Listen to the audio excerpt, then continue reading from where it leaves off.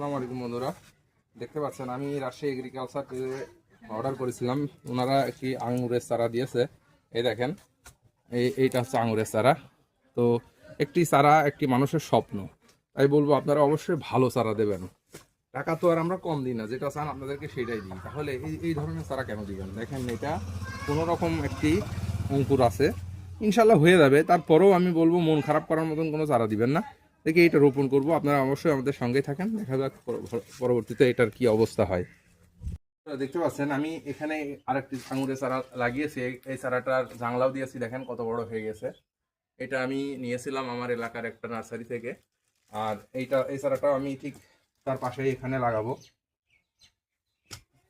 দেখতে পাচ্ছেন ওটা যেভাবে আমি গ্রিলের পাশে লাগিয়েছি, এটাও ঠিক সেইভাবেই গ্রিলের পাশে লাগাবো।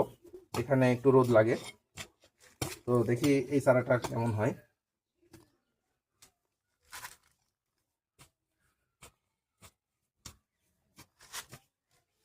যেহেতু এখন বর্ষাকাল, এখন আমি কোনো সার বা কিছুই দেব না, কারণ অতিরিক্ত জোর হলে অনেক সময় এসব দুর্বল চারা হয় না।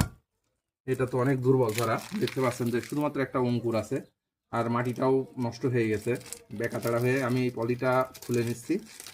খুলে নিয়ে এখন এই চারাটা যে কীভাবে ওনারা দিয়েছে, কত চিকন ডাল থেকে, দেখেন একটু মোটা ডাল থেকে দিলে ভালো হয়। তো সবাই দোয়া করবেন যাতে এই চারাটা হয়ে যায়। আমি এটা সুন্দরভাবে লাগিয়ে দিচ্ছি। ওই চারাটা আনছিলাম যখন ওইটা 2 ফিট উঁচু লম্বা ছিল, চারাটা অনেক মোটা ছিল গাছটা। তো আমি এই একই জাংলায় আরেকটা চারা স্থাপন করছি, যাতে দুইটা গাছ একই জাংলাতে হয়ে যায়। আমরা বলি জাংলা, অনেকে বলে মাছা, তো যেটাই বলেন আর কি। এখান থেকে আমি দিয়ে দিচ্ছি, এই গ্রিলের সঙ্গে উঠে যাবে। এটা হচ্ছে আমার গরুর ফার্ম। তো গরুর ফার্মের পাশেই আমি এখানে একটা মাছা দিয়েছি। তো এই মাছাতে ইনশাল্লাহ উঠে যাবে। তো সবাই দোয়া করবেন যাতে এই গাছটা হয়ে যায়। ধন্যবাদ সবাইকে।